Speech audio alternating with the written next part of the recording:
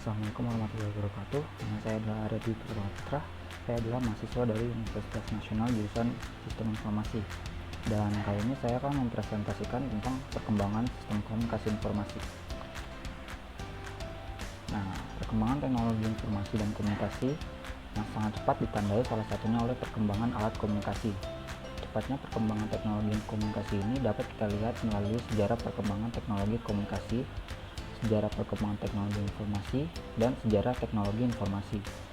Nah, perubahan ini jelas mempengaruhi pola komunikasi dan hubungan yang kita lakukan dengan orang lain, serta mempengaruhi kehidupan kita di bidang lainnya. Misalnya, dalam bidang pekerjaan, komunikasi bisnis ataupun komunikasi organisasi, pendidikan atau komunikasi pembelajaran, komunikasi kesehatan, pemasaran, dan strategi komunikasi pemasaran, komunikasi internasional, dan lain-lain. Evolusi teknologi informasi dan komunikasi yang terjadi di seluruh dunia, termasuk Indonesia, telah mengubah pola komunikasi manusia ke dalam sebuah bentuk informasi hampir global sebagaimana telah diramalkan oleh Marshall McLuhan melalui teori media klasiknya. Berbagai teknologi baru seperti laser, serat optik, telepon, internet, dan perangkat telekomunikasi lainnya telah memasuki jaringan media komunikasi tertulis dan lisan, dan hal itu tidak dapat dihindari. Nah, yang pertama ini adalah teknologi komunikasi tradisional. Berbagai kegiatan komunikasi di Indonesia sejatinya dimulai sejak masa kerajaan. Hal ini terungkap melalui berbagai prasasti dan dokumen yang ditemukan oleh ahli sejarah. Media komunikasi ini digunakan pada masa kerajaan adalah batu, kayu, kulit kayu, bambu, serta lontar. Nah, macam-macam media ini merupakan media komunikasi yang ditulis dengan menggunakan bahasa Sanskerta. Yang kedua ada mesin cetak. Nah, kurang lebih 2 abad setelah mesin cetak ditemukan, tepatnya pada tahun 1988, pemerintah Hindia Belanda membawa mesin cetak ke Indonesia. Tak lama setelah itu terbitlah surat kabar tercetak pertama yang berisi berbagai ketentuan perjanjian antara pemerintah Hindia Belanda dengan Sultan Makassar. Penerbitan surat kabar pertama ini kemudian diikuti berbagai macam penerbitan lainnya, seperti iklan yang umumnya ditujukan untuk membela atau membantu kepentingan pemerintah Hindia Belanda di Indonesia. Ini adalah cikal bakal sejarah media massa di Indonesia. Selanjutnya ada telegraf. Nah, tahun 1855, tepatnya tanggal 23 Oktober, saluran telegraf di Indonesia ini mulai dibuka oleh pemerintah Hindia Belanda. Saat itu, saluran telegraf menghubungkan Batavia dan Buitenzorg. Kemudian layanan telegraf ini semakin berkembang yang ditandai dengan dimanfaatkannya telegraf oleh khalayak luas di 28 kantor telegraf yang ada pada saat itu. Telegraf ini mengalami perkembangan lebih lanjut dengan adanya kabel komunikasi bawah laut yang dapat membawa pesan yang menghubungkan Jakarta Singapura dan diikuti dengan jalur Banyuwangi Australia. Selanjutnya ada telepon. Setelah telegraf digunakan selama bertahun-tahun di Indonesia pada masa penjajahan Belanda, maka sejarah perkembangan telepon di Indonesia dimulai. Pada tanggal 16 Oktober ini, 1982, jaringan telepon lokal pertama muncul di Indonesia yang menghubungkan wilayah Gambir dan Tanjung Priok, dan secara cepat menyebar ke bagian besar wilayah Indonesia. 2 tahun kemudian, tepatnya tahun 1884, jaringan telepon lokal kemudian dibangun di Semarang dan Surabaya. Pada kisaran tahun 1960-an, Indonesia mengalami pembangunan jaringan telekomunikasi yang sangat pesat. Salah satu yang dibangun pada tahun 1967 adalah gelombang mikro lintas Sumatera Indonesia Timur yang menghubungkan Jawa, Nusa Tenggara, Sulawesi, dan Kalimantan. Saat itu jaringan telepon menggunakan sistem baterai lokal dan kawat tunggal yang dipasang di atas permukaan tanah. Namun, seiring dengan perkembangan zaman, penggunaan sistem baterai lokal ini perlahan-lahan diganti dengan menggunakan kabel yang ditanam jauh di bawah permukaan tanah agar tidak mengalami gangguan. Kawat tunggal kemudian diganti dengan kawat ganda. Setelah satelit Palapa A1 diluncurkan pada tahun 1976, cakupan jaringan telepon di Indonesia semakin luas sehingga mencapai luar negeri. Pertumbuhan jaringan telepon semakin pesat serta canggih yang didukung oleh teknologi satelit. Hingga tahun 2015, jumlah pelanggan telepon di Indonesia yang menggunakan teknologi telekomunikasi dengan kabel yang mencapai 10.378,37 pengguna, dan teknologi telekomunikasi tanpa kabel mencapai 341.482,747 pengguna. Selanjutnya ada telepon genggam. Nah, teknologi telepon genggam ini berbasis NMT atau Nordic Mobile Telephone di Indonesia mulai berkembang pada tahun 1984. Nah, tahun 1985 teknologi telepon genggam bergerak ke NMT modifikasi dengan sistem AMPS atau Advanced Mobile Phone System dan digunakan oleh beberapa operator di Indonesia seperti PT Pancasakti, PT Elektrindo Nusantara, PT Raja Sahazana Perkasa, dan PT Sentralindo Telkomindo.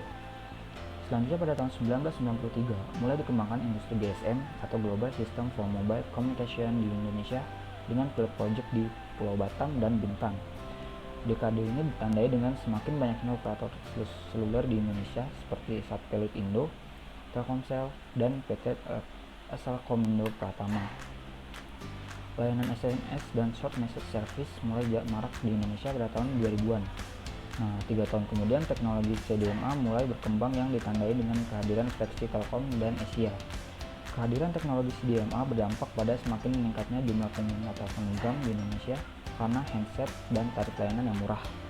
Perkembangan telepon genggam di Indonesia berlanjut dengan masuk Hutchinson atau yang bisa disebut dengan Tri ke Indonesia pada tahun 2000 dan eksis pada tahun 2008. Jumlah pengguna telepon genggam di Indonesia hingga tahun 2015 adalah sebesar 339.948.340 pengguna. Selanjutnya ada radio.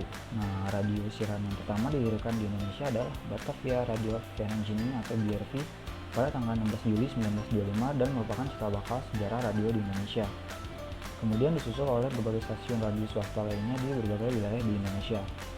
Salah satu stasiun radio terbesar saat itu yang mendapat subsidi dari pemerintah adalah NIROM atau Nederland Indisch Radio Omroep NIC.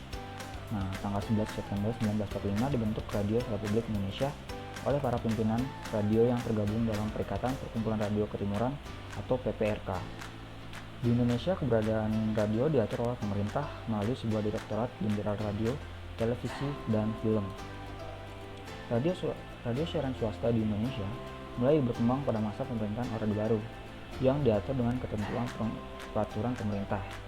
Selanjutnya, radio siaran swasta membentuk organisasi tersendiri yang dinamakan PRS-SNI atau Persatuan Radio Siaran Bahasa Swasta Nasional Indonesia. Hingga tahun 2015, jumlah stasiun radio di Indonesia mencapai 674 stasiun. Selanjutnya ada televisi.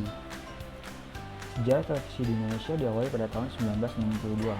Nah, yang ditandai dengan disiarkannya 2 peristiwa besar yaitu peringatan Hari Kemerdekaan Republik Indonesia tanggal 17 Agustus 1962 di Jakarta dan upacara pembukaan Asian Games yang keempat tanggal 24 Agustus 1962 di Jakarta oleh TVRI.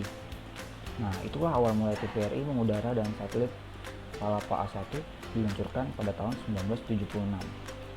Siaran TVRI dapat menjangkau wilayah Indonesia yang lebih luas dari sebelumnya, seperti radio. Keberadaan televisi diatur oleh pemerintah melalui Direktorat Jenderal Radio, Televisi, dan Film. Televisi swasta mulai berkembang di Indonesia pada akhir tahun 1980-an, yang ditandai dengan mengudaranya RCTI secara terbatas. Kini jumlah stasiun televisi di Indonesia mencapai 523 stasiun televisi baik lokal maupun nasional. Selanjutnya ada satelit communication. Nah, satelit Palapa 1 adalah satelit komunikasi domestik pertama yang diluncurkan oleh Indonesia pada tahun 1976. Peluncuran satelit Palapa 1 milik Prumtel ini sekaligus menyatakan Indonesia sebagai negara ketiga di dunia setelah Amerika Serikat dan Kanada yang memiliki satelit komunikasi domestik. Hingga tahun 2017, Indonesia telah meluncurkan lebih dari 15 satelit komunikasi dan yang paling mutakhir adalah peluncuran satelit komunikasi Telkom 3S yang dilakukan pada tanggal 15 Februari. Selanjutnya ada komputer. Komputer mulai digunakan di Indonesia pada kisaran tahun 1967. Saat itu terjadi peningkatan permintaan pemasaran dan penggunaan perangkat komputer oleh instansi pemerintah. Hal ini berujung pada dimiliki Badan Koordinasi Otomatisasi Administrasi Negara atau Bakotan oleh pemerintah pada tanggal 4 Juli 1999. Badan ini berperan sebagai konsultan bagi berbagai instansi yang akan membeli atau menyewa perangkat komputer. Masih sedikitnya ahli di bidang komputer mendorong Universitas Indonesia memopori berdirinya pusat ilmu komputer sebagai tempat bagi para mahasiswa yang ingin belajar dan memahami ilmu komputer pada tahun 1972. Pada dekade 1980-an, perkembangan komputer di Indonesia ditandai dengan kehadiran komputer mini, Nah, komputer mini ini memiliki sistem operasi sendiri dan dianggap sebagai sebuah komputer yang memiliki tingkat keunikan sendiri-sendiri. Dampaknya adalah komputer mini dipandang tidak efektif dan tidak kompatibel dengan sistem operasi lain. Solusi dari permasalahan tersebut adalah munculnya sistem operasi baru yang diberi nama Unix, yaitu sebuah sistem operasi yang kompatibel dengan berbagai jenis komputer. Pada tahun 1983, sistem operasi Unix ini buatan Indonesia yang dinamakan Indonesian Gateway atau IGTW berhasil diciptakan oleh mahasiswa UI. Nah, pada dekade 1990-an, berbagai sistem operasi baru mulai tumbuh di Indonesia. Saat itu, berbagai komputer dengan prosesor Micro 86 Intel Corporation mulai memenuhi dasar dan yang paling populer adalah Pentium 2. Nah, komputer jenis ini banyak digunakan di sekolah, perkantoran, dan di rumah, dan dipandang sebagai komputer yang sangat efisien dan efektif dalam membantu pekerjaan. Perlahan namun pasti, kehadiran komputer jenis ini menggantikan peran mesin ketik yang terlebih dahulu ada. Nah, pada dekade inilah internet mulai masuk ke Indonesia. Selanjutnya pada dekade 2000-an, komputer terus mengalami perkembangan termasuk di Indonesia. Yang populer pada dekade ini adalah komputer generasi Pentium 3 yang ditandai dengan diterapkannya stand CPU, memori RAM jenis SDRAM berukuran 64 MB hingga 256 MB dan dengan kecepatan 800 MHz sampai 1200 MHz. Nah, adapun sistem operasi yang paling populer di Indonesia adalah sistem operasi Windows 98. Pada masa ini juga muncul komputer Pentium 4 dengan prosesor yang lebih canggih dibandingkan dengan Pentium 3. Selain Intel, AMD adalah perusahaan yang juga mengeluarkan prosesor komputer yang juga banyak diminati di Indonesia. Hingga kini, teknologi komputer di dunia terus berkembang dan hal ini juga berdampak pada perkembangan komputer di Indonesia. Nah, yang selanjutnya ini adalah internet. Perkembangan internet di Indonesia dimulai pada tahun 1984 dengan adanya kegiatan radio amatir di Amatir Radio Club ITB yang menggunakan pesawat radio pemancar single sideband atau SSB milik Harya Sudira Pratama dan komputer Apple II milik Ono W. Purbo. Nah, di masa itulah mulai dibahas mengenai teknik membangun jaringan komputer dengan teknologi radio paket. Perkembangan internet di Indonesia selanjutnya dimulai pada pertengahan 1990-an oleh komunitas pengguna radio amatir yang disebut dengan Paguyuban Net atau Paguyuban Network. Komunitas tersebut terdiri dari M. Samsik Ibrahim, Suryono Adi Sumarta, Muhammad Ihsan, Robi Subiakto, Putu, Firman Siregar, Adi Indrayanto, dan Ono W. Purbo. Nah, tahun 1992, gateway radio paket mulai dikembangkan di ITB dan ITB mulai bergabung ke dalam jaringan Paguyuban Net. Tahun 1992 sampai 1993, Muhammad Ihsan dan Adrianti dari 8 menjalin kerjasama dengan lembaga antariksa Jerman atau DLR untuk mengembangkan teknologi radio paket pada pita 70 cm dan 2 meter. Kemudian, pada tahun 1992 sampai 1994, teknologi radio paket TCP atau IP untuk internet mulai diadopsi oleh BPPT, LAPAN, UI, dan ITB. Selanjutnya, LAPAN mengembangkan satelit Indonesia yang dikenal sebagai LAPAN Tubesat dan Inmarsat. Sementara IPTeknet masih dalam pengembangan.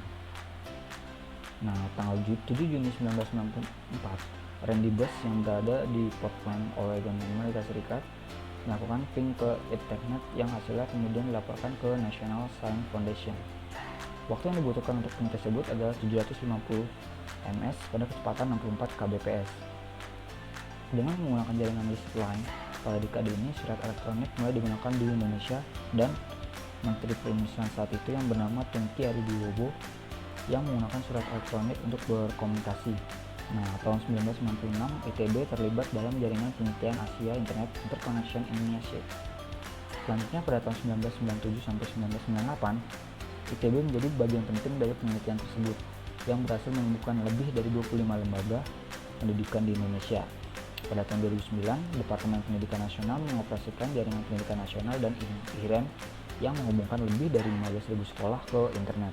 Perkembangan internet sebagai media komunikasi tidak hanya menambah bidang pendidikan, melainkan juga mempengaruhi perkembangan media massa di Indonesia. Baik radio maupun televisi kini telah memanfaatkan internet sebagai mode penyiaran secara daring guna menjangkau khalayak yang lebih luas lagi. Sekian dari saya, kurang lebihnya mohon maaf. Wabillahi taufiq wal hidayah. Wassalamualaikum warahmatullahi wabarakatuh.